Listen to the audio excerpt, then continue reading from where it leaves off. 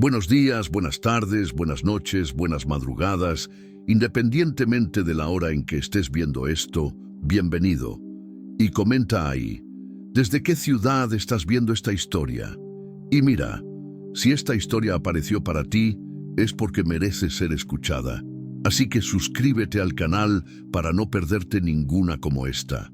El sol ya comenzaba a ocultarse tras los cerros, pintando el cielo de naranja y morado, cuando decidí volver a casa. Ese tipo de luz me recordaba a Lupita, mi esposa, que se fue hace 3 años, llevada por un cáncer que nadie supo explicar. A ella le encantaba ver el atardecer sentada en el patio, con un café de olla calientito en la mano y esa sonrisa que aún me visita en sueños. Pasé todo el día cuidando la milpa, cargando costales de alimento para el ganado y revisando las cercas que las reses se empeñaban en tirar. Las manos estaban curtidas, la espalda dolía como siempre después de un día de sol fuerte, pero era eso lo que me mantenía de pie. El trabajo, la rutina, la obligación de seguir adelante, incluso cuando el corazón parecía haberse detenido en el tiempo junto con ella. Aquí en el interior de Jalisco, entre Tequila y Arandas, la tierra tiene ese modo de aferrarse a uno, no solo en la suela de la bota o debajo de las uñas, sino en el alma misma. Polvo rojizo que se vuelve parte de ti, que respiras, que se queda en el gusto de la boca. Olor a pasto seco que se impregna en la ropa, en el cabello, en la piel, mezclado con el aroma dulce y pesado de las flores de guamúchil cuando es temporada. Es como si la tierra supiera que le perteneces, no al revés. La hacienda quedaba a unos 25 kilómetros del pueblo más cercano, Arandas, que no era gran cosa. Unas 6.000 almas, una iglesia, 2 farmacias, una gasolinera y poco más. Mi propiedad tampoco era nada del otro mundo. 200 hectáreas de tierra buena, algunas cabezas de ganado cebú, maíz, frijol, un huerto que Lupita cuidaba con tanto amor que las plantas parecían crecer solo de oír su voz. Ahora, sin ella, las plantas crecían medio chuecas, sin el cariño que solo ella sabía dar. Yo lo intentaba, regaba a la hora correcta, arrancaba las malas hierbas, pero mis manos estaban hechas para otros menesteres. Manos grandes, ásperas, que sabían manejar cerca y ganado, pero que temblaban a la hora de amarrar los tomatitos en las estacas. La casa también sentía su falta. 2 recámaras, sala pequeña, cocina con fogón de leña que ella insistió en mantener incluso después de que pusimos la electricidad. La comida hecha en el fogón de leña tiene otro sabor, Juan, decía. Y tenía razón, como siempre. Ahora yo cocinaba en el eléctrico, más por flojera que por necesidad, y la comida salía desabrida, sin alma. Normalmente volvía por la carretera principal, más ancha y segura, pasando por el pueblito, saludando a don Chente del bar, doña Lupe de la farmacia, la gente que conocía desde niño. Pero aquel día iba atrasado, muy atrasado. Aún tenía que recoger a los animales y cerrar el gallinero antes de que oscureciera, sino el coyote que andaba rondando la propiedad iba a darse un festín con mis gallinas. El tiempo también estaba cambiando. Nubes pesadas formándose en el horizonte, de esas que traen lluvia fuerte, de esas que llenan los arroyos y halagan los caminos de tierra. Yo sabía que la lluvia en el temporal no perdona a quien queda a mitad del camino. Ya he visto gente pasar la noche entera atrapada en el carro porque el agua se llevó el puente o porque el barro se puso como jabón y no hay tracción que valga. Detuve la camioneta vieja a la orilla de la propiedad, donde comenzaba el sendero que atravesaba el monte. Una Ford F-150 de 1982, blanca, o que algún día fue blanca, con más de 400.000 kilómetros recorridos. La heredé de mi padre junto con la tierra y nunca me ha dejado tirado. Motor tosiendo, suspensión dura que sentía cada piedra del camino, pero confiable como un perro viejo. Miré hacia el atajo del monte y me quedé pensando. Todo el mundo en la región conocía ese sendero. Era más corto, sí, recortaba unos 8 kilómetros del trayecto normal, pero tenía mala fama, muy mala fama. Los más viejos contaban historias de animales extraños, de gente que entraba normal y salía diferente, con los ojos vidriosos y diciendo cosas sin sentido. Mi padre, que en paz descanse, siempre decía: Juan, hay lugares que uno no debe pisar, sobre todo de noche.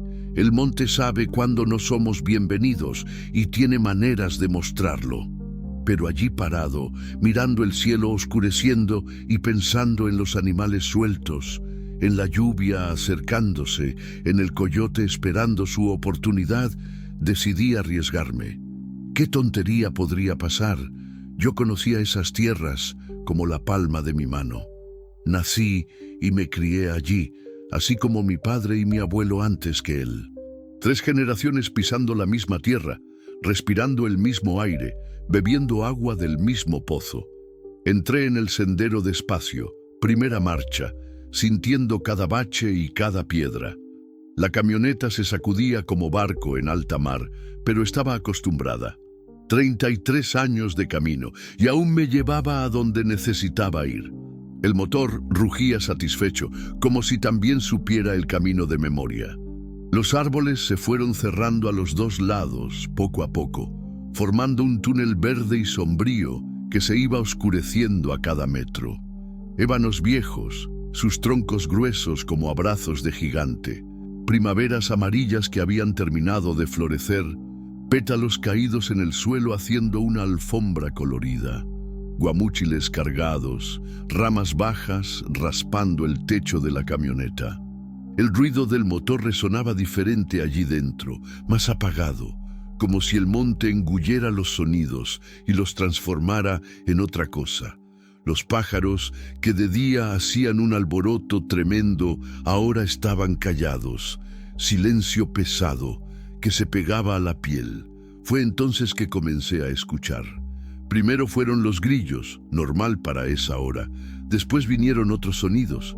Ramas quebrando lejos, hojas moviéndose sin viento, un olor fuerte en el aire que no conseguía identificar. Mezcla de tierra mojada, de animal, de algo dulce y empalagoso como fruta pasada. Detuve el carro y apagué el motor. El silencio que vino después no era silencio de verdad. Estaba lleno de pequeños ruidos, susurros, movimientos que hacían que los pelos de mi brazo se erizaran. Parecía que el monte entero me estaba observando, esperando algo. Las sombras se movían incluso sin viento, y empecé a entender por qué a mi padre no le gustaba ese lugar. Encendí de nuevo y aceleré un poco, queriendo salir de allí lo más rápido posible.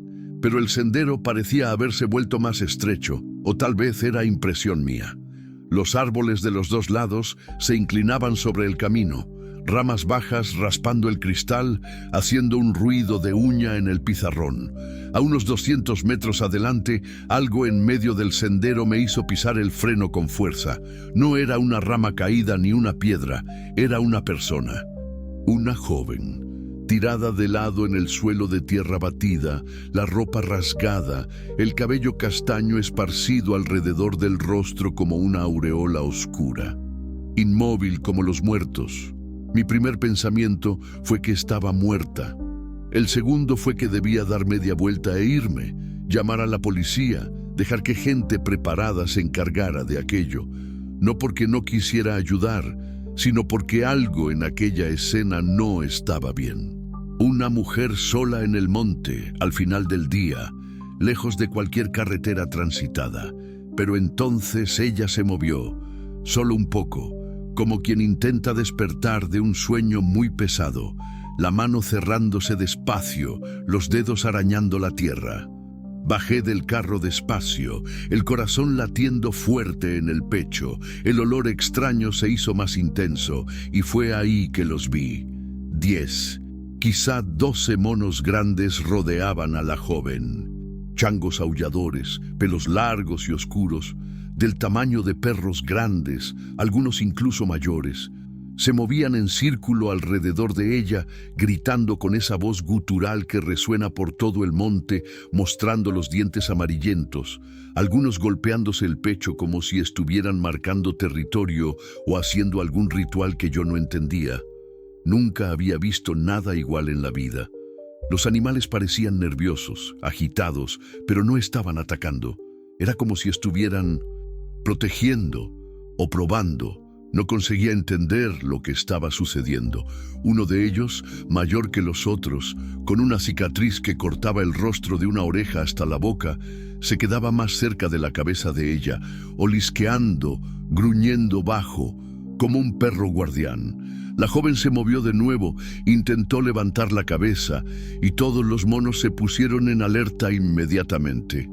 El ruido que hicieron resonó por todo el monte. Un coro de gritos y rugidos que me erizó de la cabeza a los pies e hizo que pájaros que ni siquiera sabía que estaban allí volaran en estampida. Me quedé parado allí por algunos segundos largos como horas, intentando entender la situación. Mi padre siempre decía que animal del monte no ataca sin motivo. O está con miedo, o está protegiendo algo, o está con hambre, o está enfermo. Pero aquellos animales parecían confusos, como si no supieran exactamente qué hacer con aquella presencia extraña en su territorio. La joven intentó apoyarse en el codo y soltó un gemido bajo, de dolor. El sonido hizo que el mayor de los monos, el de la cicatriz, avanzara 2 pasos en dirección a ella, pero después se detuviera de repente, como si algo le impidiera acercarse más. Se quedó allí, balanceando el cuerpo hacia adelante y hacia atrás, gruñendo, claramente agitado. Fue ahí que percibí una cosa que hizo que la sangre se me helara en las venas. Ella no estaba solo herida, estaba embarazada, muy embarazada. La barriga redondeada, incluso con la ropa rasgada y sucia de tierra y hojas, era imposible de no notar. Y por los movimientos de ella, por la posición en que estaba acostada, parecía que el embarazo estaba muy avanzado, 8, 9 meses quizá. La sangre se me heló por completo. Una embarazada, sola en el monte, rodeada por animales salvajes, lejos de cualquier ayuda médica. Si algo sucediera allí, yo no sabría ni por dónde empezar. Lupita y yo nunca tuvimos hijos. Ella quedó embarazada una vez, hace muchos años, pero lo perdió al 3er mes. Después de eso, no conseguimos más, y el asunto se convirtió en una herida que ninguno de los dos quería tocar, pero no podía quedarme parado mirando. Volví despacio a la camioneta, sin movimientos bruscos, intentando no llamar la atención de los animales. Cada paso era calculado, cada respiración controlada. Agarré un pedazo de soga que siempre cargaba en la carrocería, una linterna de pilas que estaba en la guantera y la navaja de cortar soga que estaba pegada al tablero con cinta aislante. No eran grandes armas contra 12 monos bravos, pero era lo que tenía. Cuando volví, la situación había cambiado completamente. La joven estaba sentada, apoyada en el tronco de un ébano, con las 2 manos sujetando la barriga. Los ojos de ella estaban abiertos ahora, grandes, azules como el cielo de la mañana, pero llenos de miedo y confusión. Y los monos habían cambiado la formación. Ahora estaban todos vueltos hacia mí, en semicírculo, mirándome como si yo fuera el invasor, lo que tal vez lo era. Ella me vio e intentó hablar, pero solo salió un susurro ronco, casi inaudible. «Auxilio». «Cálmate», dije bajito, incluso sabiendo que ella mal podía oírme por causa de la distancia y del ruido que los animales hacían. «Voy a sacarte de ahí». El problema era cómo. Los animales no parecían dispuestos a salir del camino solo porque yo lo pidiera con educación. El de la cicatriz, que claramente era el líder, dio un paso en mi dirección y mostró los dientes en una mueca amenazadora. Los otros hicieron coro, gritando y golpeándose en sus propios pechos. Recordé las historias que mi abuelo contaba sobre cómo espantar animal bravo. Haz ruido, Juan. Animal del monte respeta a quien hace más ruido que él, pero tiene que ser confiado, sin miedo. Ellos huelen el miedo.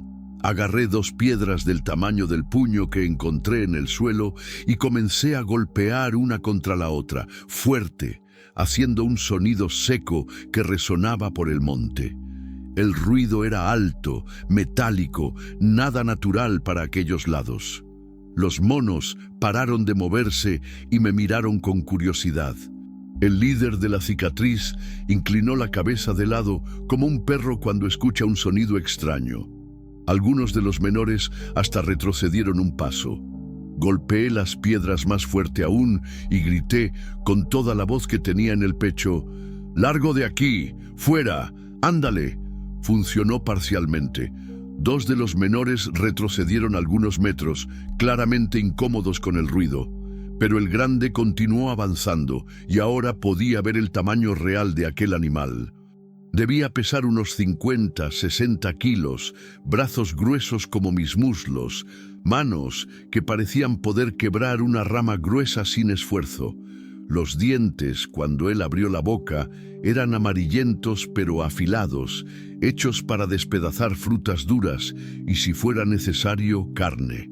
La joven gimió de nuevo, más alto esta vez, y llevó las manos a la barriga con más fuerza. La vi contraerse, el rostro contorsionarse de dolor. Fue ahí que entendí, con un apretón en el corazón que casi me hizo caer al suelo. Ella no estaba solo herida, estaba en trabajo de parto. El bebé iba a nacer allí, en medio del monte, rodeada por animales salvajes, lejos de cualquier ayuda médica. Y yo, que no sabía nada de parto, iba a tener que hacer algo. No tenía tiempo para tener miedo. La situación era demasiado grave para que yo me quedara parado pensando en los problemas. Avancé en dirección a los monos, golpeando las piedras y gritando lo más alto que conseguía, moviendo los brazos como un loco. Algunos huyeron al instante, asustados con aquella demostración de agresividad. Pero 3 se quedaron, incluyendo al grande de la cicatriz. Ellos formaron una línea entre mí y la joven, gritando de vuelta, como si me estuvieran desafiando para un duelo. El líder golpeó en el suelo con las 2 manos y avanzó 2 pasos más. Ahora estaba a menos de 10 metros de mí y yo podía ver cada detalle del animal.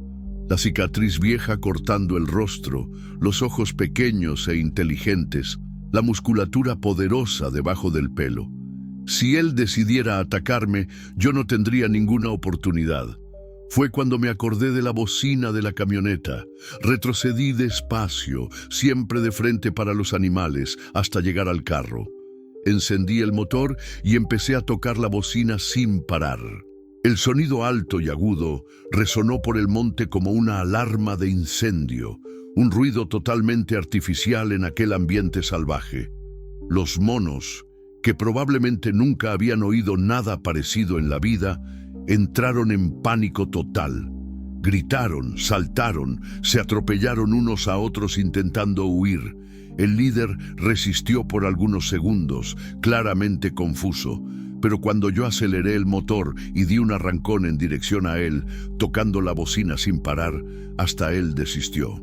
En menos de 2 minutos, todos habían desaparecido en la vegetación cerrada, dejando solo el eco de los gritos perdiéndose en la distancia. El silencio que quedó después de que la bocina murió fue casi ensordecedor. Solo se oía el motor de la camioneta funcionando y el sonido de mi propia respiración, pesada como si yo hubiera corrido 1 kilómetro. Apagué el carro y corrí hasta la joven. Ella estaba pálida como un trapo, sudando frío a pesar del calor, respirando corto y rápido. Los ojos azules me miraron con una mezcla de alivio y terror, como si ella no creyera que alguien había aparecido para ayudarla. «Por favor», susurró, la voz tan baja que tuve que arrodillarme cerca de ella para escuchar. «No me deje aquí». «No voy a dejarla», respondí, ya pensando en cómo iba a cargarla hasta el carro sin lastimarla más. «¿Cuál es su nombre?». Elena, consiguió decir entre una respiración agitada y otra. Elena de los Santos. Yo soy Juan Bautista. Intenté que la voz saliera más calmada de lo que estaba sintiendo. Elena, necesito que me diga, ¿cuánto tiempo cree que falta para que nazca el bebé? Ella cerró los ojos, respiró hondo, y cuando los abrió de nuevo, vi el pánico real estampado en ellos. No sé, gimió, la voz temblorosa. Los dolores comenzaron temprano en la mañana, pero ahora están muy fuertes, muy seguidos. Miré a mi alrededor, tratando de evaluar las opciones. El cielo estaba casi oscuro ahora, y las primeras gotas gordas de lluvia comenzaron a caer, haciendo ruido en las hojas. Si nos quedábamos allí, o si yo intentaba llevarla por el camino lleno de baches hasta el pueblo, el bebé podía nacer en medio del sendero, sin ninguna condición de higiene o seguridad. Pero en la hacienda tenía un generador que mantenía la luz funcionando, agua limpia del pozo artesiano, algunas cosas básicas de primeros auxilios que Lupita siempre se aseguraba de mantener en casa. Y doña Chole, la vecina más cercana que vivía a unos 3 kilómetros de distancia, había sido partera toda la vida antes de jubilarse. Si conseguía llegar hasta el teléfono... Elena, escuche bien, dije, arrodillándome cerca de ella y sujetando una de sus manos, que estaba helada a pesar del calor. Mi hacienda queda a unos 2 kilómetros de aquí. Allí hay luz, hay teléfono, puedo llamar a ayuda médica. Pero necesito cargarla hasta el carro y va a doler un poco, ¿aguanta? Ella asintió con la cabeza, mordiendo el labio inferior con tanta fuerza que se puso blanco. Pero si el bebé nace en medio del camino, le haremos frente, dije con más confianza de la que sentía. Vamos a salir de esta juntos, Elena. Cuando la tomé en brazos era más ligera de lo que esperaba, pero la barriga grande y su estado hacían todo más complicado. Debía tener unos 20 y tantos años, era menudita, delgada incluso para una embarazada. A cada paso que daba en dirección al carro, ella se sujetaba de mi cuello y gemía bajito, intentando no hacer ruido. Disculpe, murmuraba, la boca cerca de mi oreja. Disculpe por estar causándole problemas. No está causando ningún problema, respondí, incluso sintiendo los brazos temblar por el esfuerzo y la tensión. Y no necesita llamarme señor. Juan, nada más. Conseguí colocarla en el asiento del pasajero con cuidado, ajusté el cinturón de seguridad por debajo de la barriga, que era grande y dura como una sandía, y la cubrí con una chamarra vieja de cuero que siempre estaba en el carro. La lluvia se estaba poniendo más fuerte, gotas gruesas golpeando el parabrisas y el capó. «Sujétese fuerte ahí», murmuré, encendiendo el motor y metiendo primera.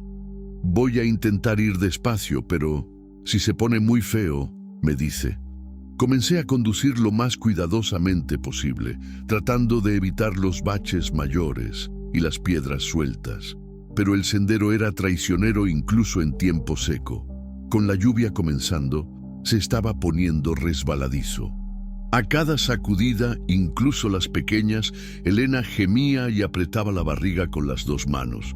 Las contracciones se estaban poniendo más frecuentes.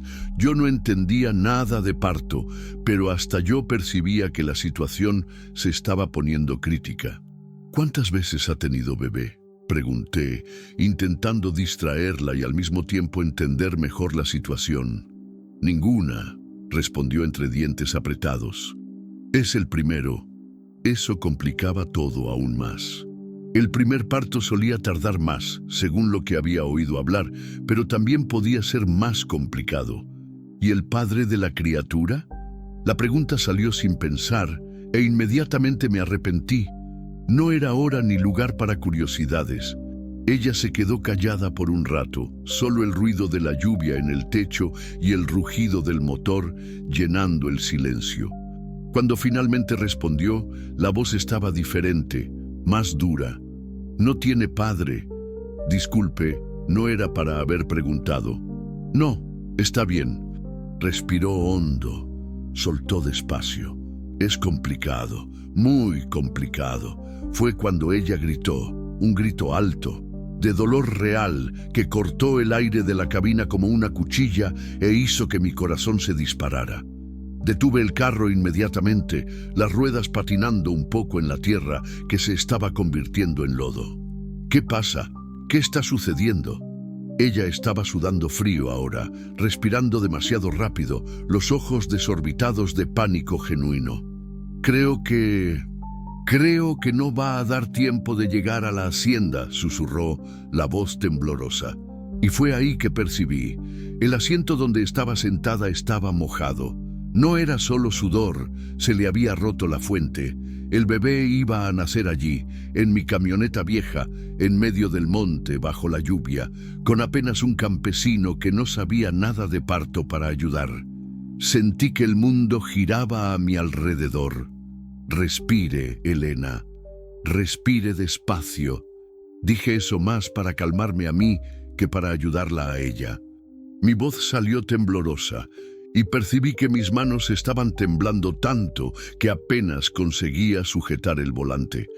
Apagué el motor y encendí la luz interna de la cabina. La luz amarillenta y débil mostró su rostro, contorsionado de dolor y miedo. No puedo tener el bebé aquí, susurró entre una contracción y otra. No es lugar, no hay médico. Escuche, dije, intentando parecer más confiado de lo que me sentía. Mi madre tuvo 6 hijos en casa, con partera. Mi abuela tuvo 9, algunos incluso sola. La mujer fue hecha para esto, Elena. Usted puede. Mentira. Yo no tenía idea si ella podía. No tenía idea de nada. Pero algo dentro de mí sabía que ella necesitaba oír aquello. Necesitaba creer que todo iba a salir bien. La lluvia aumentó de intensidad, golpeando el techo de la camioneta como piedritas. El ruido era ensordecedor, pero al menos ahogaba sus gritos. Miré alrededor, intentando pensar en qué hacer. Estábamos en medio de la nada, a unos 500 metros de la hacienda, pero 500 metros en el lodo y en la oscuridad, cargando una mujer en trabajo de parto, eran como 500 kilómetros. Juan, su voz me trajo de vuelta a la realidad. Está viniendo. El bebé está viniendo ahora. El pánico que sentí en ese momento fue diferente de cualquier cosa que ya había experimentado en la vida. No era miedo de animal bravo, de accidente, de perder dinero. Era el terror puro de tener una vida humana en mis manos y no saber qué hacer con ella. ¿Cuánto tiempo entre las contracciones? No sé. Poco, muy poco. Respiré hondo. Tenía que tomar una decisión rápida. O intentaba llegar a la hacienda corriendo el riesgo de que el bebé naciera en medio del camino, o paraba allí mismo y enfrentaba la situación. La lluvia estaba transformando el sendero en un lodazal, y si la camioneta se atascaba, estaríamos en una situación aún peor. Vamos a hacer lo siguiente, decidí. Voy a intentar llegar hasta aquel ébano grande allá adelante. Debajo de él, la lluvia no pega tanto. Si consigo, paramos por allí. Si no consigo, paramos donde sea. Encendí el motor de nuevo y metí primera. La camioneta patinó, las ruedas girando en falso en el lodo, pero después agarró tracción y avanzó despacio. Cada metro era una victoria. Elena se agarraba del panel y gemía a cada sacudida, pero estaba aguantando firme. Conseguí llegar debajo de un ébano inmenso, con copa ancha que protegía un pedazo bueno de suelo. Apagué el motor y la miré. ¿Cómo está? Doliendo mucho, consiguió decir. Y tengo miedo. Yo también tengo miedo, admití. Pero le haremos frente. Salí a la lluvia y corrí a la carrocería. Siempre cargaba algunas cosas básicas: lona plástica, sogas, herramientas, una cobija vieja para emergencias. Agarré todo lo que podía ser útil y volví a la cabina empapado. Voy a intentar hacer un lugar más cómodo en la carrocería, expliqué. Allí hay más espacio y puedo extender la lona para proteger de la lluvia. No consigo moverme, gimió. Duele demasiado. Yo la cargo. Estiré la lona en la carrocería, amarrando las puntas en los laterales. No era gran cosa, pero creaba un espacio seco y relativamente protegido. Extendí la cobija encima y volví a buscar a Elena. Cuando la tomé en brazos esa vez, estaba temblando. No de frío, sino de dolor y miedo. Su cuerpo pequeño vibraba a cada contracción y yo sentía como si estuviera cargando algo muy frágil que podía romperse en cualquier momento. «Todo va a salir bien», susurré en su oído mientras caminaba hasta la carrocería. «Todo va a salir bien, Elena». Ella no respondió, solo se agarró de mi cuello con más fuerza. Conseguí acomodarla en la carrocería, con la espalda apoyada en la cabina de la camioneta y las piernas estiradas. La luz amarillenta de los faros, reflejada en la lona, creaba una atmósfera extraña, medio irreal. Parecía que estábamos en una burbuja, aislados del mundo. «Necesito ver cómo está la situación», dije, intentando sonar médico, profesional. «¿Me deja?» Ella asintió mordiendo el labio. No sabía nada de parto, pero había visto vacas parir, yeguas, cerdas. Lo básico tenía que ser parecido, ¿no? El bebé venía, uno ayudaba, listo. Simple así. No era simple así. Cuando miré, vi la cabeza del bebé apareciendo. Una cabecita pequeña, cubierta de pelo oscuro y mojado. El corazón casi se me salió por la boca. «Elena, ¿puedo ver la cabeza del bebé?», dije, intentando mantener la voz calmada. «En la próxima contracción va a hacer fuerza, ¿está bien?» «No sé cómo hacer fuerza», lloró. «Nunca hice eso». «Nadie sabe en la primera vez. Usted va a sentir cuando es la hora». La contracción siguiente vino más fuerte que las otras. Elena gritó, un grito que cortó la noche e hizo que hasta la lluvia pareciera más débil. Vi más de la cabeza aparecer. «¡Está viniendo! ¡Está viniendo bien!». Pero entonces algo salió mal. El bebé paró de salir. La cabeza estaba para afuera, pero el resto del cuerpo no venía. Elena hacía fuerza, gritaba, se debatía, pero nada sucedía. «¿Por qué paró?», preguntó, jadeante, los ojos desorbitados de pánico. «¿Por qué el bebé paró?». No sabía responder. Recordé una vez que vi una vaca con un problema parecido. Mi padre tuvo que ayudar, tirar con cuidado. Pero una vaca no era una persona. Una vaca no iba a morir de dolor, no iba a sangrar hasta la muerte. «El bebé está atorado», susurré más para mí mismo. «¿Atorado cómo?». Elena se apoyó en los codos, intentando levantarse. «Haga algo». «Cálmese. Déjeme pensar». Pero no había tiempo para pensar. A cada segundo que pasaba, el bebé estaba más tiempo sin respirar bien. Y Elena se estaba poniendo más pálida, perdiendo las fuerzas. Recordé las palabras de mi padre. «A veces tiene que confiar en el instinto, Juan. Cuando no sabe qué hacer, haga lo que el corazón manda». Coloqué las manos a los dos lados de la cabecita del bebé con todo el cuidado del mundo y en la próxima contracción tiré despacio, muy despacio, como si estuviera sujetando algo hecho de vidrio. Primero vino un hombro, después el otro. Y entonces, en un movimiento rápido y resbaladizo, el bebé salió entero, pequeño y mojado, directo en mis manos. No lloró. Se quedó allí, quietito, moradito, sin moverse. «¿Por qué no está llorando?», Elena preguntó, la voz desesperada. «¿Por qué mi bebé no está llorando?». Mi corazón se detuvo. El bebé estaba demasiado flácido, quieto de más. Lo giré de cabeza para abajo y le di unas palmaditas leves en la espalda, como ya había visto hacer en las películas. Nada. Intenté de nuevo, más fuerte. «Nada. Haga algo», gritó Elena. «Por favor». Fue entonces que recordé una cosa que mi madre contaba sobre cuando mi hermano menor nació. Él tampoco lloró al comienzo, y la partera limpió su boca con el dedo, sacó lo que estaba impidiendo la respiración. Coloqué al bebé en mi regazo y con mucho cuidado abrí su boquita pequeña con el dedo meñique. Tenía algo allí, una baba medio transparente. Limpié como pude, intentando no lastimar. Y entonces, como un milagro, el bebé soltó un llanto débil, después otro, más fuerte, y entonces lloró de verdad, alto, reclamando de la vida, del frío, del mundo extraño donde acababa de llegar. «Está llorando», susurré, sin creerlo. «Elena, su bebé está llorando». Ella se derrumbó a llorar también, de alivio, de felicidad, de cansancio. Estiré los brazos y coloqué al bebé en su pecho, aún ligado por el cordón umbilical. «¿Es niño o niña?», preguntó, la voz embargada. Miré. En la prisa y en la desesperación, ni siquiera había reparado. «Es niña», dije, sonriendo por primera vez en horas.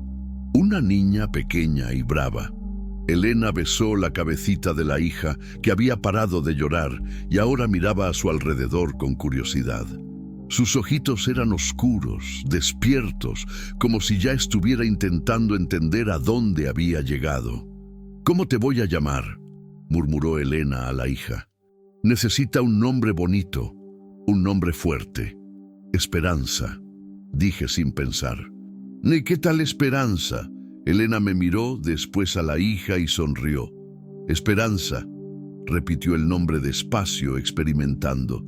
«Es un nombre bonito, un nombre que combina con ella». La lluvia aún caía fuerte, pero allí debajo de la lona, en medio del monte, en aquel momento extraño y mágico, parecía que estábamos en el lugar más seguro del mundo. Yo, sentado en una lateral de la carrocería, Elena acostada con la hija en el pecho y la pequeña Esperanza descubriendo el mundo. «Juan», Elena habló bajito después de un rato. «Gracias». «¿Por qué?». «Por no haber desistido de mí en el monte, por haberme traído hasta aquí, por haberla ayudado a nacer». No supe qué responder. Me quedé allí mirando a las dos, madre e hija, y sintiendo una cosa extraña en el pecho. Una mezcla de felicidad, de orgullo, de miedo de lo que iba a suceder ahora. Porque el bebé había nacido, estaba bien, estaba llorando y moviéndose. Pero aún estábamos en medio de la nada, sin condiciones médicas adecuadas, sin saber si Elena estaba bien de verdad. Y más importante, aún no sabía quién era Elena de verdad, de dónde había venido, por qué estaba sola en el monte. Pero esas preguntas podían esperar. Por el momento bastaba que las tres estuviéramos vivas y bien. Por el momento bastaba el milagro de tener una vida nueva en el mundo, nacida en mis manos, debajo de una lona vieja, en medio de una tormenta. Por el momento bastaba saber que por primera vez en 3 años yo había hecho algo que realmente importaba. Capítulo 4. Los secretos. Que la tierra guarda la lluvia disminuyó después de unas 2 horas, pero no quise arriesgarme a mover a Elena y a la bebé en la oscuridad. Nos quedamos allí en la carrocería hasta que el primer rayo del día apareció entre los árboles. Durante la noche entera me quedé despierto vigilando a las dos, oyendo la respiración de la pequeña Esperanza, verificando si Elena no tenía fiebre. Cuando el cielo aclaró un poco, conseguí finalmente llevarlas a las dos a casa. La hacienda parecía diferente cuando llegamos, como si hubiera crecido, se hubiera puesto más importante. La casa simple, de 3 cuartos y patio, ahora iba a albergar a 3 personas, en vez de una. La soledad de 3 años iba a dar lugar a voces, a llanto de bebé, a la vida sucediendo de verdad.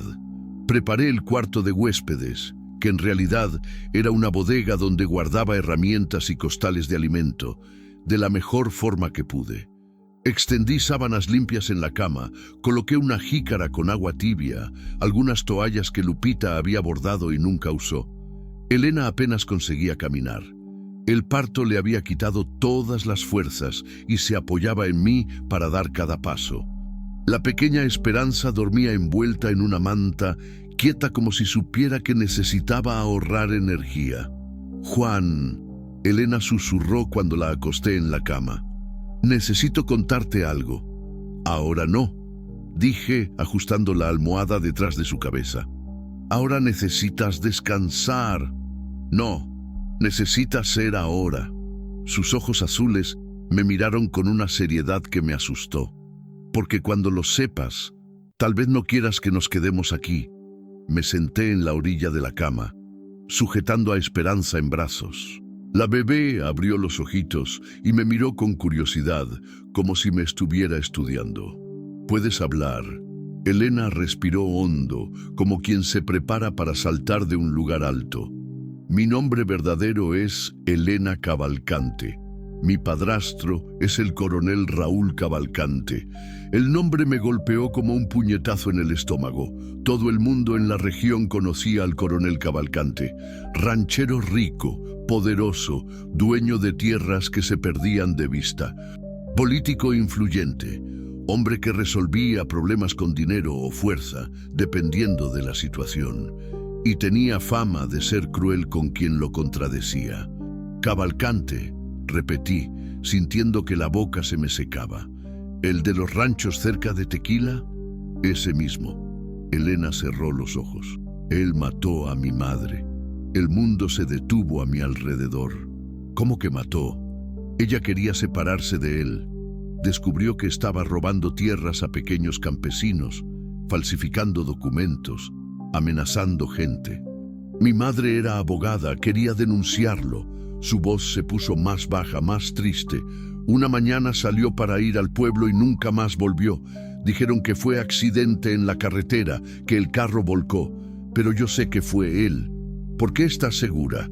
Porque la noche anterior lo escuché en el teléfono, hablando con alguien sobre resolver el problema de Marlene. Ese era el nombre de mi madre. Dijo que no podía dejar que abriera la boca, que iba a acabar con todo lo que él había construido. Sentí un frío subir por la espina dorsal. Si fuera verdad, estaba albergando a la hijastra de un hombre peligroso, muy peligroso. ¿Y el bebé?, pregunté mirando a Esperanza. ¿Quién es el padre? Elena cerró los ojos con fuerza y vi lágrimas corriendo por su rostro. No tiene padre, tiene un violador. La palabra quedó suspendida en el aire de la sala como una plaga. Elena, fue él, fue el coronel. Ella abrió los ojos y me miró. Comenzó cuando cumplí 15 años. Mi madre trabajaba mucho, llegaba tarde a casa. Él decía que era culpa mía, que yo provocaba, que yo quería. Durante 3 años, Juan, 3 años aguantando aquello. La rabia que sentí en ese momento fue diferente de cualquier cosa que ya había sentido en la vida. Una rabia pura, caliente, que hacía que mis manos temblaran de ganas de quebrar algo.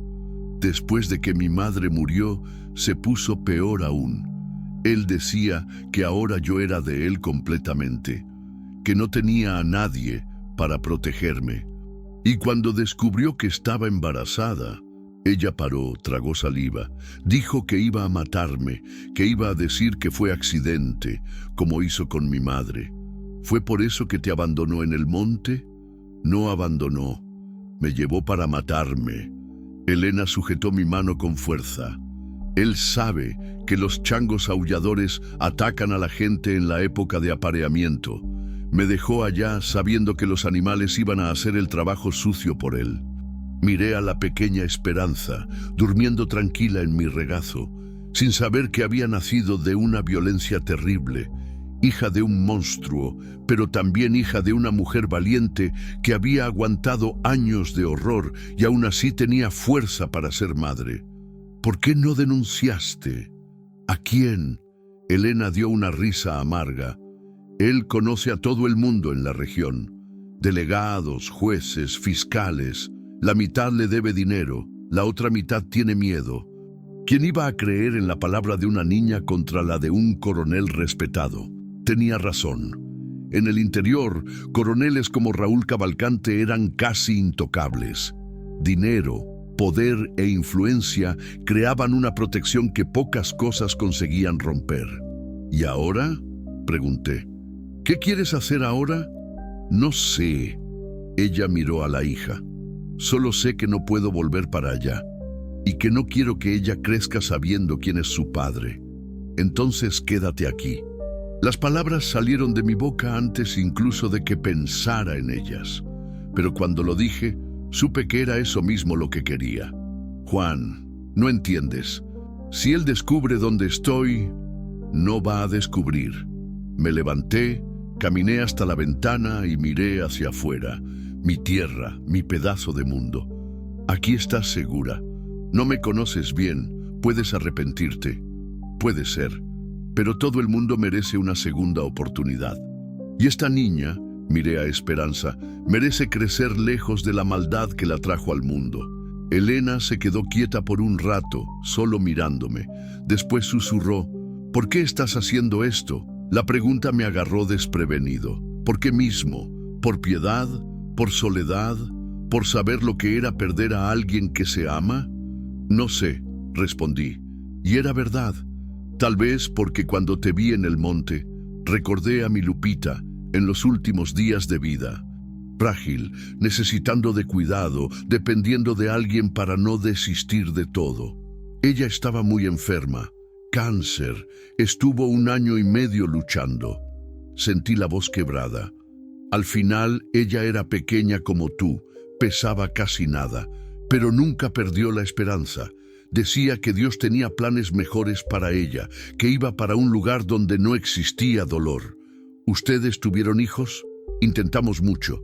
Ella quedó embarazada una vez, pero lo perdió pronto. Después no conseguimos más. Miré a Esperanza. Tal vez sea por eso que Dios las puso en mi camino. Elena sonrió por primera vez desde que la encontré. Una sonrisa pequeña, cansada, pero verdadera. Juan, si nos quedamos aquí, no puede ser de favor. Yo trabajo, ayudo en lo que pueda. No quiero ser carga. Combinado.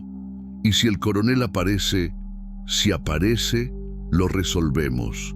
Mi voz salió más firme de lo que sentía. Hombre que golpea a mujer y hace violencia con niño es cobarde. El cobarde tiene miedo del hombre de verdad. Era charla vana, yo sabía. El coronel Cavalcante no era solo un hombre violento, era un hombre violento con dinero y poder. Si quisiera perjudicarnos, tenía 1000 maneras de hacerlo sin ensuciarse las manos. Pero en aquel momento, mirando a Elena y a Esperanza, sentí algo que no sentía hacía años. La sensación de que mi vida tenía propósito de nuevo. No era solo despertar, cuidar de los animales, trabajar la tierra y dormir. Era proteger, cuidar, hacer diferencia en la vida de alguien. Descansa ahora, dije, tomando a Esperanza en brazos. Voy a ver si consigo que tome un poco de leche. Ella amamanta, Elena dijo. Pero si tiene leche en polvo, puede darle también. Debe tener hambre. Pasé el resto de la mañana cuidando de las dos. Calenté leche, ayudé a Elena a amamantar, cambié los pañales improvisados que hice con trapos de cocina. Era trabajo que nunca había hecho en la vida, pero descubrí que no era tan difícil así. Solo necesitaba paciencia y cariño. Por la tarde, cuando Elena estaba durmiendo, y Esperanza también, salí para cuidar de los animales. La rutina normal de la hacienda. Pero todo parecía diferente ahora. Las gallinas escarbando en el patio, las vacas rumiando en la sombra, el ruido del viento en las hojas del maíz. Todo había ganado un significado nuevo. Fue cuando escuché el ruido del carro.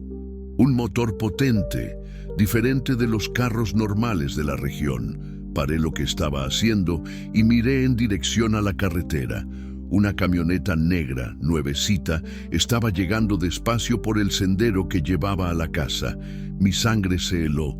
No conocía el carro, pero conocía el tipo. Carro de gente rica, de gente poderosa, de gente que no venía a mi hacienda a menos que fuera algo serio. La camioneta paró enfrente de casa. Bajaron 2 hombres. Uno era alto, delgado, de unos 50 años, vestido con ropa formal incluso en el calor del temporal, gafas oscuras, cabello canoso bien peinado. El otro era más joven, fuerte, con cara de quien resolvía problemas a puñetazos. No necesitaba que nadie me presentara para saber quién era el primero. El coronel Raúl Cavalcante había venido a buscar a su hijastra. y yo estaba en medio de una guerra que ni siquiera sabía que existía. Caminé en dirección a los dos hombres intentando parecer calmado, pero sentía el corazón latiendo tan fuerte que tenía certeza de que ellos podían oírlo. Limpié mis manos sucias de tierra en el pantalón y paré a unos 3 metros de distancia. «Buenas tardes», dije, la voz saliendo más firme de lo que esperaba. El coronel se quitó las gafas oscuras y me estudió con ojos pequeños y fríos como de serpiente. Era más viejo de lo que parecía de lejos, tal vez unos 60 años, pero se conservaba bien. Ropa cara, reloj de oro, zapatos que costaban más que mi salario de un año. El tipo de hombre que estaba acostumbrado a ser obedecido sin cuestionamientos. Juan Bautista Oliveira. Su voz era grave, educada, pero con un tono de autoridad que hacía que uno quisiera bajar la cabeza. «Sí, señor. Coronel Raúl Cavalcante». Extendió la mano, y cuando la apreté, percibí que era firme, fuerte. «Creo que usted encontró algo que me pertenece». La rabia subió por mi garganta como bilis. «Algo que me pertenece». Elena no era una cosa, era una persona. Una persona que había sufrido en las manos de aquel hombre por años. «No encontré nada que sea suyo, coronel». Él sonrió, pero era una sonrisa sin alegría, sin calor. El tipo de sonrisa que aparece antes de que algo malo suceda. «Vamos a dejar de jugar, Juan». «¿Puedo llamarte Juan?». No esperó respuesta. «Mi hijastra Elena desapareció hace 2 días. Estamos muy preocupados con ella. La muchacha no anda bien de la cabeza, sabe cómo es. A veces está normal, a veces inventa historias. Habla cosas que no existen. No sé de qué muchacha está hablando». El hombre más joven, el matón, dio un paso en mi dirección. Era grande de verdad, hombros anchos, manos del tamaño de sartenes. En la cintura, debajo de la camisa, podía ver el bulto de un arma. «Marcos». El coronel habló bajito y el hombre paró donde estaba. «Calma, Juan es gente buena, estoy seguro, solo está confundido». Él caminó algunos pasos mirando alrededor de la propiedad como si estuviera evaluando el valor de todo. «Bonita hacienda, pequeña pero bien cuidada. Escuché que usted perdió a su esposa hace unos años. Cáncer, ¿no fue?». La mención de Lupita me golpeó como una bofetada. ¿Cómo sabía sobre ella? ¿Y por qué estaba hablando de eso ahora? Fue cosa triste. Mujer joven, llena de vida. Él movió la cabeza, fingiendo pesar. «Apuesto a que los gastos médicos fueron pesados. Hospital, remedios, tratamiento. Debe haber costado una fortuna». «¿A dónde quiere llegar con eso?». «A ningún lado, solo conversando». Él paró enfrente de mí nuevamente. «Lo que quiero decir es que sé lo difícil que es mantener una propiedad solo, principalmente después de una pérdida de esas. Las deudas se acumulan, las cosas se ponen difíciles». Era verdad. El tratamiento de Lupita había consumido casi todos nuestros ahorros. Aún debía en el banco, en las farmacias, hasta en el veterinario. Pero no era asunto suyo. «Voy a ser directo, Juan». Su voz se puso más dura. «Sé que mi hijastra está aquí. Tengo información confiable y sé también que ella inventó una historia descabellada sobre mí. Probablemente dijo que soy un monstruo, que le hice daño. La muchacha sufre de problemas mentales graves, Juan. Ya fue internada 2 veces por brotes psicóticos. Está mintiendo». «¿Estoy mintiendo?». Él rió, pero era una risa sin humor. «Tengo los informes médicos, si quiere ver». Elena tiene histórico de inventar historias, de acusar personas inocentes de cosas terribles. Por eso es que la cuidamos tanto, la mantenemos protegida, lejos de situaciones que puedan empeorar su cuadro. La duda comenzó a roer mi mente como óxido. ¿Y si él estuviera en lo cierto? ¿Y si Elena realmente fuera enferma mental? ¿Y si yo estaba protegiendo a alguien que había inventado una historia terrible sobre un hombre inocente? Pero entonces recordé sus ojos, el miedo real, cuando contó sobre los abusos, la desesperación cuando dijo que él había matado a su madre. No era locura, era terror verdadero. Incluso si fuera verdad, dije, ella no está aquí. Juan. Su voz se puso aún más baja, más peligrosa. No me obligue a ser desagradable. Soy hombre de negocios. Prefiero resolver las cosas conversando. Pero si necesito usar otros métodos... Fue ahí que escuché el llanto. Bajito, casi inaudible, pero inconfundible. El llanto de un bebé recién nacido viniendo de la casa. Los ojos del coronel se iluminaron como los de un cazador que acaba de ver a la presa. ¿Qué llanto es ese, Juan? Mi mente se disparó, intentando inventar una disculpa. Gato, perro, cualquier cosa que no fuera la verdad. No oí nada. El llanto vino de nuevo, más alto esa vez. Esperanza estaba despertando y con hambre. Interesante. El coronel sonrió, aquella sonrisa fría de nuevo. Por lo que sé, usted no tiene hijos, ni esposa. ¿De quién es ese bebé, Juan? No respondí. No conseguí. La verdad estaba allí, obvia como el sol del mediodía. Marcos, el coronel habló sin quitar los ojos de mí. Ve a echar un vistazo a la casa. No va a ir. Me coloqué enfrente del matón. Esta es mi propiedad. Nadie entra aquí sin orden judicial. ¿Orden judicial? El coronel rió. Juan, no entiendes con quién te estás metiendo. Yo no necesito orden judicial. Yo conozco al delegado, al fiscal, al juez. Puedo conseguir cualquier papel que quiera en 2 horas. Entonces vaya a buscarla. El matón me empujó con fuerza y casi caí, pero no me moví de enfrente de la puerta. «Muévete de ahí, campesino», gruñó. «Marcos». El coronel levantó la mano. «Calma. Juan aún va a entender la situación». Él caminó hasta mí y paró bien cerca, tan cerca, que podía sentir el olor de su perfume caro y del cigarrillo.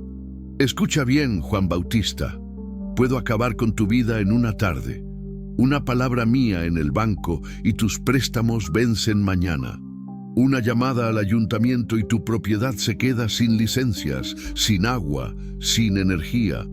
Otra llamada a los compradores de tu producción y no vendes ni un costal de maíz en la región». Su voz era baja, calmada, pero cada palabra caía como una piedra en mi estómago. O puedo hacer lo contrario. Puedo quitar tus deudas, comprar tu cosecha por un precio excelente, incluso ampliar tu propiedad si quieres. Todo lo que necesitas hacer es ser razonable. ¿Qué quiere? Quiero a mi hijastra de vuelta, y quiero que ella entienda que inventar historias sobre mí no va a resultar en nada además de problemas para todo el mundo. Fue cuando Elena apareció en la puerta, pálida, temblando, aún débil del parto pero de pie. Sujetaba a Esperanza en brazos, envuelta en la manta. Sus ojos azules estaban llenos de terror, pero también de un coraje que me impresionó. «No inventé nada, Raúl», dijo, la voz saliendo más firme de lo que su cuerpo aparentaba. «Y tú lo sabes». El rostro del coronel se transformó por completo. La máscara de hombre educado cayó, y lo que apareció por debajo fue feo, muy feo. Elena. Su voz estaba diferente ahora, baja y amenazante. «Qué alegría verte bien. Estábamos preocupados. Estoy segura de que lo estaban. Y veo que tuviste el bebé». Sus ojos se fijaron en Esperanza. «Mi nieta. ¡Qué linda! Ella no es tu nieta». Elena apretó a la hija contra su pecho. «Nunca lo será». «Elena, querida, estás confundida de nuevo. Claro que es mi nieta». Él dio un paso en dirección a ella. «Y creo que es mejor que volvamos a casa. Necesitas cuidados médicos adecuados, y el bebé también. No voy a volver». «Sí vas a volver». Su voz se puso dura como acero. «Porque si no vuelves, voy a acabar con la vida de tu amiguito aquí, y después voy a acabar con la tuya también. ¿Y sabes lo que va a suceder con el bebé?» Elena se puso blanca como papel. «Va a crecer conmigo, va a ser criada por mí, y cuando cumpla 15 años, bueno, ya sabes cómo me gusta educar a mis muchachas».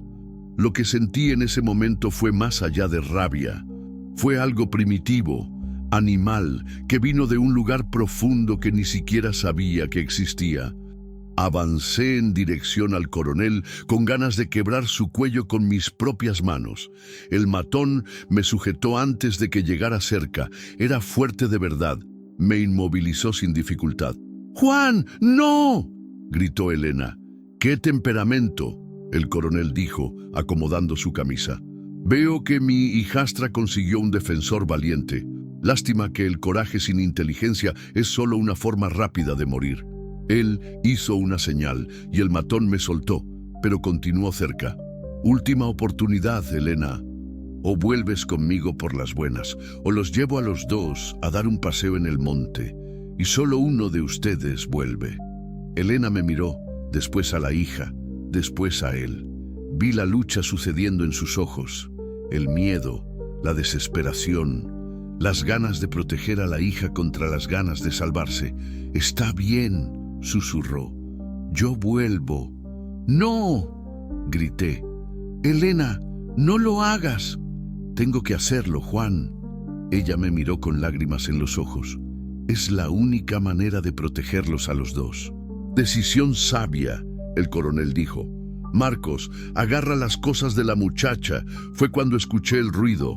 Motores, varios motores, viniendo en dirección a la hacienda. El coronel frunció el ceño, claramente sorprendido. No era parte de su plan. 3 carros subieron por el sendero. 2 carros de la policía ministerial y una camioneta que yo conocía.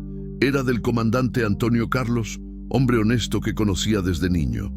Los carros pararon y bajaron 6 hombres. 5 policías y el comandante. «Coronel Cavalcante», el comandante habló, la voz formal pero firme. «Está usted detenido». El rostro del coronel se convirtió en una máscara de incredulidad. ¿Detenido? ¿Por qué motivo? Violación, privación ilegal de la libertad, homicidio calificado y tentativa de homicidio. Esto es ridículo. ¿Quién hizo esas acusaciones? El comandante miró a Elena, después a mí.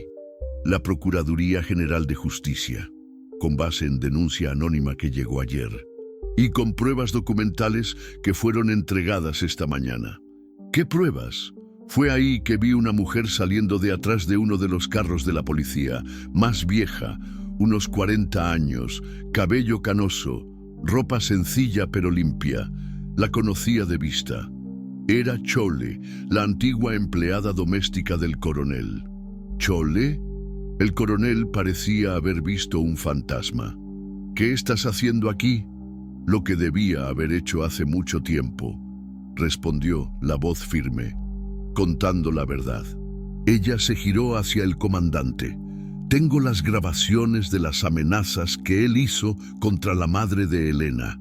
Tengo fotos de los moretones con los que ella llegaba a casa. Y tengo el testimonio de otras 3 mujeres que él abusó a lo largo de los años. El mundo se detuvo a mi alrededor. «Chole», el coronel intentó, la voz ya sin la autoridad de antes.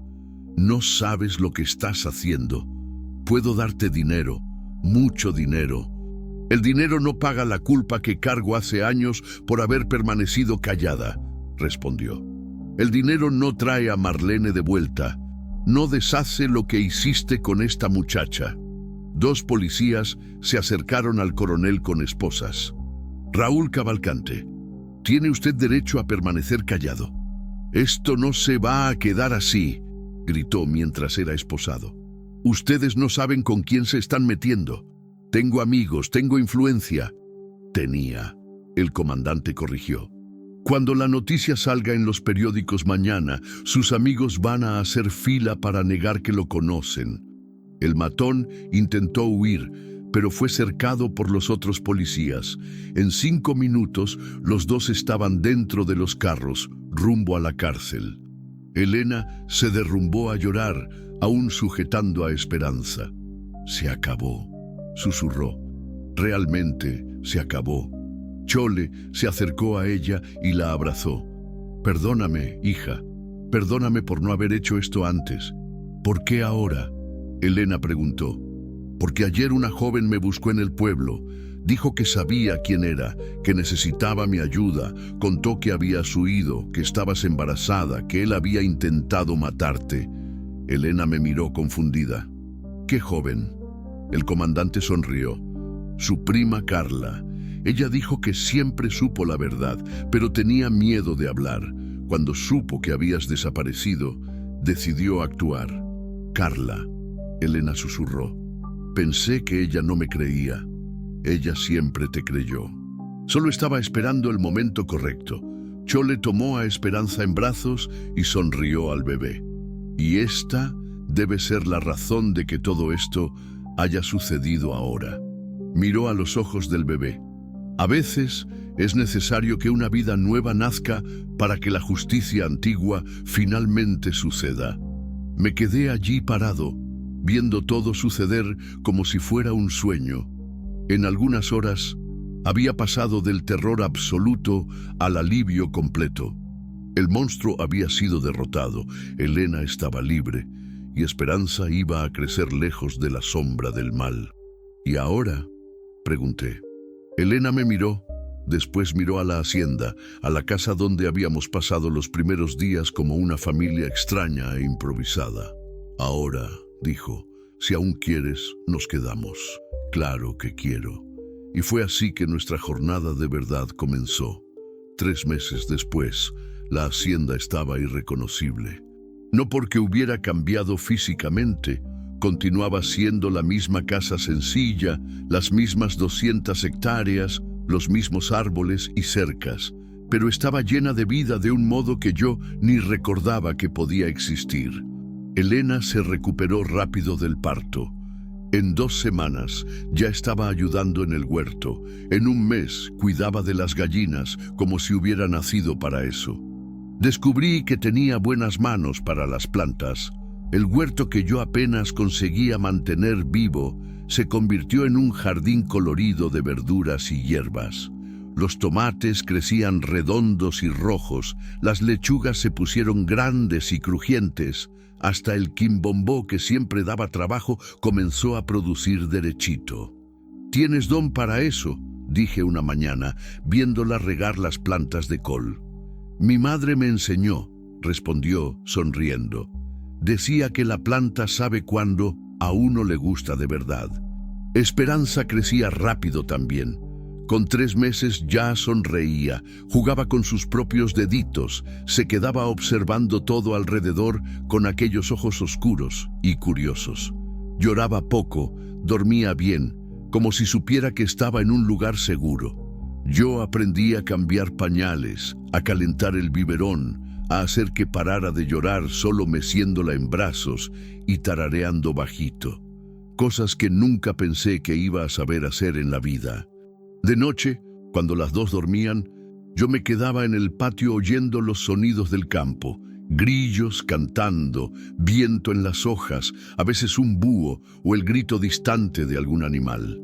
Pero no era más el silencio pesado de antes, aquel silencio de soledad que dolía en el pecho.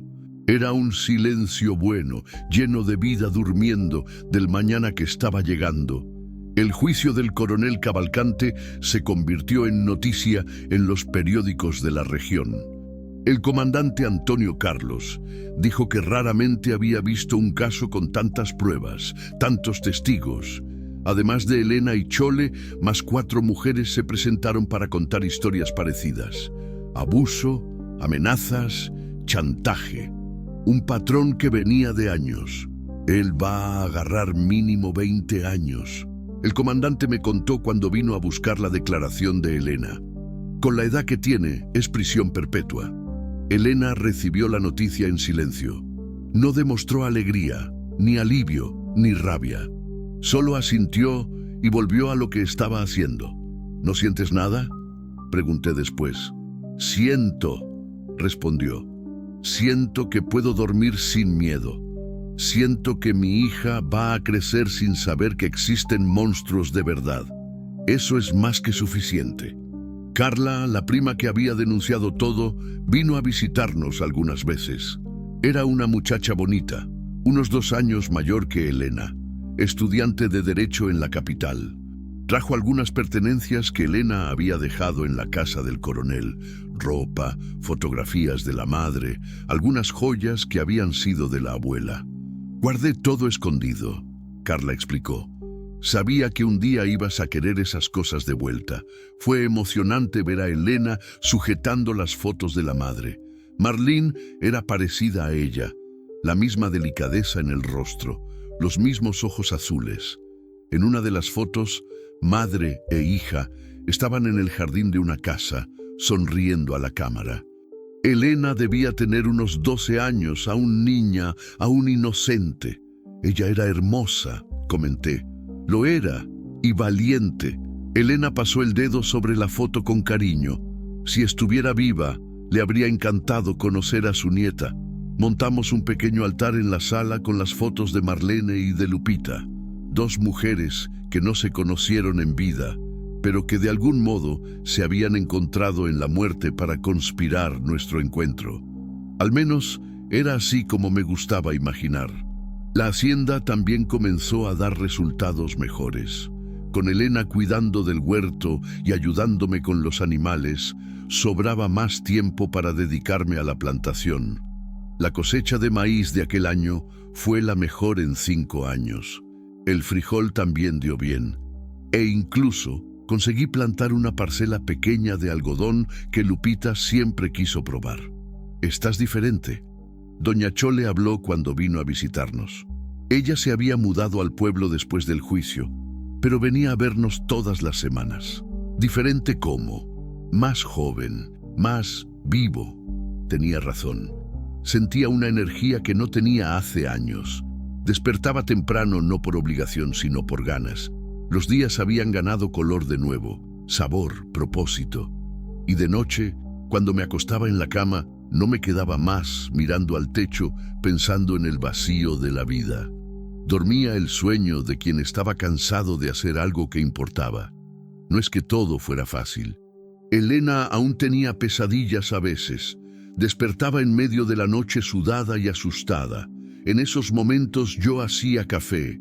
Nos sentábamos en la cocina y conversábamos bajito para no despertar a Esperanza. Sobre el pasado, sobre el futuro, sobre los miedos que aún cargábamos.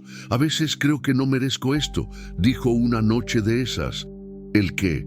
«Esta vida, esta paz, después de todo lo que sucedió, después de haber sido sucia por tanto tiempo». Elena. Dejé de revolver el café y la miré a los ojos. «Tú nunca fuiste sucia, nunca. Lo que hicieron contigo no te define. Lo que eres ahora, lo que eliges hacer de aquí en adelante, eso sí te define. ¿Cómo puedes estar tan seguro? Porque te veo todos los días. Veo cómo cuidas de Esperanza, cómo tratas a los animales, cómo haces que las plantas crezcan. Veo una mujer fuerte, valiente, llena de amor para dar. Nada de lo que sucedió antes cambia eso». Ella lloró un poco, pero era llanto de alivio, no de tristeza. «Gracias, Juan. Gracias por verme así. Es así como eres». Esos momentos de conversación fueron creando una intimidad diferente entre nosotros. No era pasión, no era romance. Al menos, no al comienzo. Era más profundo que eso. Era compañerismo verdadero. Era saber que podía contar con la otra persona no importa lo que sucediera. Pero poco a poco, sin que nos diéramos cuenta, se fue convirtiendo en amor también. No un amor desesperado, febril, de esos que aparecen en las películas. Era un amor calmo, construido en la rutina, en el cuidado mutuo, en el respeto. Amor de mirar al lado a la hora del café y sonreír sin motivo aparente. Amor de saber que la otra persona estaba allí y eso bastaba para que el mundo hiciera sentido. La primera vez que nos besamos fue una tarde de septiembre, cuando estábamos arreglando la cerca del pastizal. Elena estaba sujetando el alambre y yo clavando la grapa cuando nuestros ojos se encontraron. Nos quedamos allí parados por algunos segundos, solo mirándonos, hasta que ella dio 2 pasos en mi dirección y yo hice el resto del camino. Fue un beso suave, cuidadoso, lleno de preguntas que no necesitaban ser habladas. Cuando nos separamos, ella apoyó su frente en la mía y suspiró. ¿Está bien esto?, preguntó. No sé si está bien, respondí, pero sé que está bueno. Ella rió y el sonido de su risa fue como música. Está bueno de verdad. No le contamos a nadie al comienzo. Era nuestro secreto, nuestro descubrimiento particular. Continuábamos durmiendo en cuartos separados, manteniendo las apariencias, pero durante el día intercambiábamos miradas, rozábamos la mano uno del otro cuando nadie estaba viendo, conversábamos bajito en la cocina cuando Esperanza dormía. Fue Chole quien lo notó primero. «Ustedes dos están enamorados», dijo de la nada, una tarde que vino a visitarnos. Elena se puso roja hasta las orejas. Yo fingí que estaba ocupado arreglando una silla quebrada. «No hay problema ninguno con eso», Chole continuó. «En realidad es lindo de ver. Dos personas que pasaron por tanto sufrimiento encontrando felicidad juntas. No queremos que la gente piense que...» Elena comenzó. ¿Qué? ¿Que ustedes merecen ser felices? Chole movió la cabeza. «Hija, después de todo lo que ustedes pasaron, la felicidad es más que merecida, es obligatoria». Fue esa conversación la que me dio coraje para hacer la petición. Una noche de octubre, cuando estaba lloviendo manso allá afuera y Esperanza dormía en la cuna improvisada que hicimos con un cajón grande, llamé a Elena para sentarse en el patio. «Tengo algo que decirte», dije. «Bueno o malo, depende de la respuesta». Tomé su mano, aún pequeña, pero ahora con callos de trabajo honesto. «Elena, sé que nuestra historia comenzó del modo más extraño posible. Sé que tenemos pasados complicados, heridas que aún están sanando. Pero sé también que en estos meses aprendí a ser feliz de nuevo. Aprendí que la vida puede tener sentido, puede tener color, puede tener futuro». «Juan, déjame terminar». Le sonreí. «No tengo anillo, no tengo dinero para una boda grande, no puedo prometer lujo ni viajes, pero puedo prometer que voy a cuidar de ti y de Esperanza por el resto de mi vida. Puedo prometer que ustedes dos nunca más van a estar solas, nunca más van a pasar necesidad, nunca más van a tener miedo». Sus ojos se llenaron de lágrimas. «¿Quieres casarte conmigo, Elena? ¿Quieres que seamos familia de verdad?». Ella no respondió con palabras, solo se arrojó en mis brazos y me besó con ganas, con alegría, con toda la esperanza del mundo. «¿Es un sí?», pregunté cuando conseguimos separarnos. «Es un sí grande, enorme, gigante», rió entre las lágrimas. «Entonces vamos a casarnos», y nos casamos de verdad, en la iglesia de Arandas, en una ceremonia pequeña pero bonita. Carla fue madrina, Chole llevó a Esperanza en brazos durante la ceremonia, el comandante Antonio Carlos fue padrino porque él medio que había salvado a nuestra familia. Elena estaba hermosa con un vestido sencillo, blanco, con flores de nuestro propio jardín en el cabello. Esperanza usaba un vestidito amarillo que Chole había cosido especialmente para la ocasión.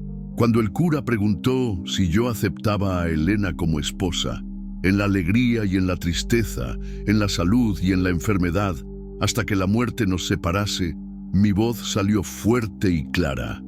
«Acepto, con todo el corazón, acepto». Y cuando ella dijo sí también, sentí que el círculo se había cerrado, que todo había valido la pena. Los años de soledad, el dolor de la pérdida, los miedos, las incertidumbres, todo había llevado hasta aquel momento, hasta aquella familia que ni en sueños imaginaba que podía existir. Hoy, un año después del casamiento, nuestra vida tiene una rutina buena y tranquila. Elena cuida de la casa, del huerto y de las gallinas. Yo me encargo de la plantación y del ganado. Esperanza, que ya tiene más de un año, gatea por toda la casa, ríe cuando juega a las escondidas, nos llama papá y mamá sin saber que nuestra historia es diferente de lo normal. Para ella siempre fue así. Para ella, yo siempre fui el padre, Elena siempre fue la madre y nosotros siempre fuimos una familia. A veces, cuando estoy trabajando en la milpa y el sol calienta mucho, paro en la sombra de un árbol y pienso en cómo la vida es extraña, cómo un momento puede cambiar todo, cómo una decisión de tomar un atajo en una tarde cualquiera puede llevarte a lugares que ni imaginabas que existían. Si no hubiera pasado por el monte aquel día, si no hubiera encontrado a Elena rodeada por los changos, si hubiera desistido cuando las cosas se pusieron difíciles, ¿dónde estaríamos ahora? Ella probablemente estaría muerta. Esperanza nunca habría nacido. Y yo continuaría solo, vacío, viviendo una vida que no era vida de verdad. Pero no fue así como sucedió. Y hoy, cuando escucho a las dos conversando en la cocina, Elena enseñando palabras nuevas a Esperanza, cuando veo las plantas creciendo verdes y fuertes en nuestro huerto, cuando siento el olor a comida casera viniendo de nuestra casa, sé que soy el hombre más rico del mundo. No rico de dinero, sino rico de lo que importa de verdad. Rico de familia, de amor, de propósito. Rico de mañanas que hacen sentido y noches que traen paz. Ayer, Esperanza dio los primeros pasos sola. Salió de cerca de la mesa de la cocina y vino tambaleándose en mi dirección, riendo, de brazos abiertos. Cuando llegó cerca de mí, se arrojó en mi regazo y me dio un abrazo apretado. «Papá», dijo, clarito. Elena estaba en la puerta viendo todo, con una sonrisa que valía más que todo el oro del mundo. «¿Viste?», habló. «Nuestra muchachita está creciendo». «Nuestra muchachita», repetí, sintiendo el pecho llenarse de orgullo y amor, porque ella es nuestra de verdad. No importa cómo comenzó, no importa de dónde vino. Esperanza es nuestra hija, yo soy su padre, Elena es su madre, y nosotros somos una familia que se encontró en medio de la tormenta y decidió permanecer junta para siempre. De noche, cuando las dos ya están durmiendo, aún me quedo en el patio mirando las estrellas y pensando en todo esto. Y siempre llego a la misma conclusión. La vida no se trata de lo que sucede con nosotros. Se trata de lo que hacemos con lo que sucede. Se trata de las elecciones que tomamos cuando todo parece perdido. Se trata de tener coraje, de cuidar de quien necesita, incluso cuando no sabemos bien cómo hacer. Se trata de creer que mañana puede ser diferente de hoy. Se trata de plantar esperanza incluso en la tierra más seca, porque a veces, en medio de la tormenta, la vida pone en nuestro camino exactamente aquello que necesitábamos para volver a estar enteros. Y cuando esto sucede, cuando encontramos nuestra otra mitad en el lugar más improbable, en el momento más inesperado, solo nos resta agradecer y cuidar bien del milagro que recibimos. Hoy, cuando paso por el sendero donde encontré a Elena, siempre paro algunos segundos en el mismo lugar, no para recordar el miedo, el dolor, la desesperación de aquella noche, sino para agradecer.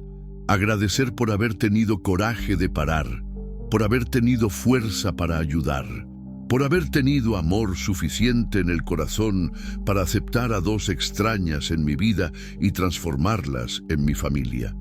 Y para recordar que los milagros existen, sí, no del modo que imaginamos, no viniendo del cielo con ángeles y trompetas, sino viniendo de la tierra misma, del suelo agrietado de la vida, en la forma de personas quebradas que se juntan y descubren que, juntas, pueden estar enteras de nuevo.